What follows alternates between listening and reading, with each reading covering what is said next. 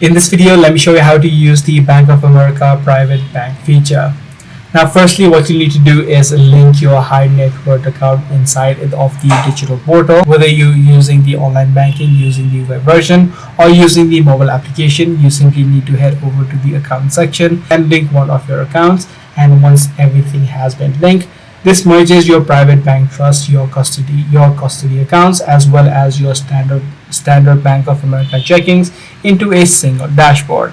So this is the main benefits that you get, and alongside that you could leverage these specialized digital features, such as you'll be able to use the private bank's mobile app's built-in camera tool in order to securely scan the high value tax as well as the legal financial forms. Also, you'll be able to access the interactive real-time heat maps on your dashboard within the application in order to monitor your asset performance. So these are some of the benefits that you get. If this video was helpful to you, be sure to subscribe. I'm going to see you in the next one.